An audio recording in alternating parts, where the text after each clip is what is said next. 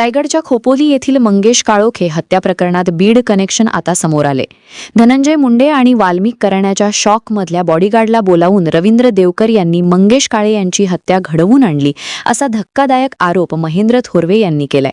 नेमका मंगेश शेळके यांच्या हत्या प्रकरणातील बीड कनेक्शन नेमके काय आहे पाहूयात व्हिडिओच्या माध्यमातून। नमस्कार, मी जानकी पाटील आणि तुम्ही पाहताय महाराष्ट्र फोकस न्यूज। खोपोलीतील मंगेश काळोखे हत्या प्रकरणात रोज नवीन ट्विस्ट समोर येत आहेत। या हत्या प्रकरणात अजित पवारांच्या राष्ट्रवादीचे खासदार सुनील तटकरे यांच्या निकटवर्तीयांची नावं समोर आली। त्यामुळे रायगड जिल्ह्यात आधीच कट्टर विरोधक असणाऱ्या शिवसेना राष्ट्रवादीच्या वादामध्ये आणखीन वणवा पेटलाय। काळे यांच्या हत्या प्रकरणी तटकरे यांचे समर्थक असणारे रवींद्र देवकर आणि त्यांच्या मुलासोबत साथीदारांना अटक करण्यात आली आहे। तर तटकरे यांचे जवळचे मानले जाणारे रायगड राष्ट्रवादीचे जिल्हाध्यक्ष सुधाकर घारे आणि भरत भगत मात्र अजूनही फरार आहे। या दोघांवर सुद्धा काळे यांच्या हत्येप्रकरणी गंभीर स्वरूपाचे आरोप करण्यात आले। पण आता काळे यांच्या हत्या प्रकरणात चर्चा होतीये ती बीड कनेक्शनची। आता हे बीड कनेक्शन नेमकं काय पाहूयात। खोपोली नगरपालिका निवडणुकीमध्ये मानसी काळोखे शिवसेनेच्या तिकिटावर निवडून आल्या। त्यांनी अजित पवारांच्या राष्ट्रवादीच्या उमेदवार उर्मिला देवकर यांची 6 मतांनी पराभव केला। काळे यांनी विजयाचा गुलाल उधळत जंगी मिरवणूक काढली। पण याच विजयी गुलाल नंतर काळे यांच्या कुटुंबावर मोठा आघात झाला। मानसी काळे यांचे पती मंगेश काळे यांची अत्यंत निर्घृणपणे हत्या करण्यात आली। 26 डिसेंबरला मंगेश काळे हे आपल्या मुलांना शाळेत सोडण्यासाठी गेले होते। मुलांना शाळेत सोडून दुचाकीवरून ते घरी परत येत असताना वाटेत दबा धरून बसलेल्या हल्लेखोरांनी त्यांच्यावर हल्ला केला। एका काळ्या रंगाच्या 4चाकी वाहनातून आलेल्या 3 ते 4 जणांनी काळे यांची दुचाकी अडवून त्यांच्यावर हल्ला केला। मंगेश काळे यांना काही कळायच्या आत हल्लेखोरांनी त्यांच्यावर कोयते आणि कुऱ्हाडीने सपासप वार केले। काळे यांची हत्या आणि आरोपीची क्रूरता दाखवणारा सीसीटीव्ही देखील समोर आलाय। हल्लेखोरांनी दुचाकीवरून घरी निघालेल्या काळ्या नायकात त्याच गाठलं। काळ्या रंगाची 4चाकी त्यांच्या गाडीला आडवी घातली। तिथे काही कळायच्या आत काळसेकरवरती वार करायला लागले। आरोपीने सुरुवात केली।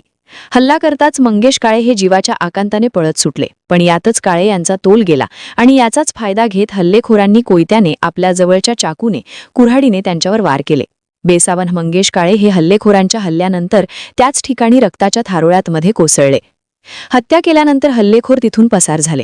नवनिर्वाचित नगरसेविकेच्या पतीची हत्या झाल्यानं राजकीय वर्तुळात खळबळ उडाली। ही हत्या पूर्वनियोजित होती, कारण हल्लेखोरांना माहीत होतं की मंगेश काळे हे किती वाजता आपल्या मुलांना शाळेत सोडतात आणि किती वाजता परत येतात।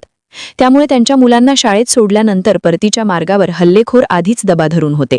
त्यामुळे ही हत्या प्लॅनिंगने केली एवढं मात्र स्पष्ट आहे। मंगेश काळे याच्या हत्या प्रकरणात राजकीय व्यक्तींचा हात असल्याचा आरोप त्यांच्या कुटुंबियांनी केला। मानसी काळे शिवसेना पक्षातून नगरसेविका निवडून आल्या होत्या। त्यांच्या समोर पराभूत झालेल्या राष्ट्रवादी काँग्रेस अजित पवार गटाकडून हत्या केल्याचा संशय यावेळी व्यक्त केला। मयत मंगेश काळे यांच्या पुतण्याच्या तक्रारीनुसार मंगेश काळे यांच्या हत्याप्रकरणी राष्ट्रवादी काँग्रेस अजित पवार पक्षाचे रवींद्र देवकर, त्यांची दोन्ही मुले म्हणजे दर्शन देवकर आणि धनंजय देवकर यासोबतच बॉडीगार्ड आणि इतर सहकारी असतील। आणि यासोबतच अजित पवार गटाचे रायगड जिल्हाध्यक्ष सुधाकर घारे आणि भरत भगत यांच्यासह 10 जणांवर गुन्हा दाखल करण्यात आला आहे।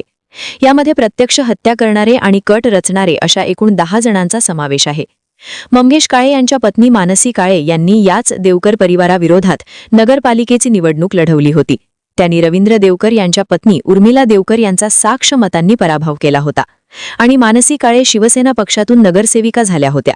त्यामुळे पराभवाचा राग आणि जुन्या वादातून देवकर कुटुंबियांनी ही हत्या घडवून आणल्याचा आरोप काळे यांच्या कुटुंबियांनी केला। आणि महत्त्वाचं म्हणजे मंगेश काळे हे आमदार महेंद्र थोरवे यांचे कट्टर समर्थक म्हणून ओळखले जातात। तसेच हत्या प्रकरणातील आरोप असलेले सुधाकर घारे हे सुनील तटकरे यांचे कट्टर समर्थक आहेत। आता रायगडमध्ये तटकरे वर्सेस गोगावले म्हणजेच राष्ट्रवादी शिवसेना हा वाद संपूर्ण महाराष्ट्राला माहिती आहे। आणि विधानसभेच्या निवडणुकीमध्ये कर्जत विधानसभेमध्ये शिवसेना आमदार महेंद्र थोरवे यांच्या विरोधामध्ये सुधाकर घारे यांनी अपक्ष म्हणून निवडणूक लढवली होती। कारण की महायुती म्हणून सत्तेमध्ये एकत्र असल्याने त्यावेळी कर्जाची जागा ही शिवसेनेस सोडली गेली होती। त्यामुळे सुधाकर घारे यांनी अपक्ष निवडणूक लढवली होती। यावेळी 5000 मतांनी सुधाकर घारे यांचा पराभव झाला होता। आणि या निवडणुकीमध्ये मंगेश काळे हे ज्यांच्या हत्या झाली आहे त्यांनी थोरवे यांच्यासाठी मोठं मताधिक्य थोरवेंना मिळवून दिलं होतं। आणि त्यानंतर आपल्या पत्नीला देखील त्यांनी नगरसेवक म्हणून निवडून आणलं। त्यामुळेच राजकीय सुडापोटी 2च काळेंना संपवल्या गेल्याची चर्चा आता रायगडमध्ये सुरू आहे। पण आता या हत्या प्रकरणाचं बीड कनेक्शनची चर्चा सुरू झाली आहे। आमदार महेंद्र थोरवे यांनी मंगेश काळे यांच्या हत्याकांडाचे बीड कनेक्शन उघड केले. मुख्य आरोपी रवी देवकर याचा बॉडीगार्ड बीडचा असून त्याने मंगेश काळेवरती 13 वार केले होते. तो वाल्मिक कराड आणि धनंजय मुंडे यांच्या ग्रुपमधील असल्याचा धक्कादायक खुलासा थोरवे यांनी केला. देवकर याचा बॉडीगार्ड धनंजय मुंडे आणि वाल्मिक कराडच्या सोशल मीडियावरती असल्याचे देखील थोरवे यांनी स्पष्ट केलं. तर देवकर याने फोटो काढला, हत्या करण्यासाठीच आणला असल्याचा आरोप आमदार थोरवे यांनी केलाय. सुनील तटकरे आरोपींना पाठीशी घालत असल्याचा आरोप देखील थोरवे यांनी केलाय. आज तर मला या ठिकाणी आल्यानंतर मंगेशच्या परिवाराने अजून एक धक्कादायक बातमी या ठिकाणी सांगितलेली आहे की जो आरोपी याच्यामध्ये बॉडीगार्ड रवी देवकरचा जो होता, ज्याने मंगेश सोबत जवळजवळ 20 वार एकट्याने केलेत. आपण कुठेही मध्ये जर आपण पाहिलं तर 13 वार एकट्या त्या बॉडीगार्डनी त्या ठिकाणी रवी देवकरच्या केलेल्या आहेत. तो बॉडीगार्ड हा वाल्मिक कराडचा साथीदार आहे आणि वाल्मिक कराडच्या बरोबर त्याच्या पेजवर पण त्याचं नाव आहे किंवा त्याच्याच ग्रुपवर तो आहे. आणि अशा पद्धतीनं तो धनंजय मुंडे याच्यावर आहे. त्या गडावरचे पण त्याच्या बरोबरचे फोटो आहेत, त्याच्याकडचे सगळे आसफुटे त्याचा आम्हाला फोटो मिळाले. तर याचा अर्थ तो बाहेरचा काय त्या ठिकाणचा भैया किंवा कोण नाही, तर तो या बीडमधलाच असणारा गुन्हेगार आहे आणि तो तिथून वाटेल ते घेऊन या ठिकाणी रवी देवकरनी त्याला खास ही हत्या करण्यासाठीच त्या ठिकाणी आणलं होतं. म्हणजे हे सगळं राष्ट्रवादी कनेक्शन आहे. धनंजय मुंडे, वाल्मिक कराड आणि आता हा रवी देवकरने आणलेला हा जो बॉडीगार्ड आहे हा सुद्धा त्या ठिकाणी बीडचा असल्यामुळं त्यांनी क्रूरपणे मंगेशच्या हत्या करण्यासाठी याच्यामध्ये त्याचा सहभाग सर्वात मोठा आहे.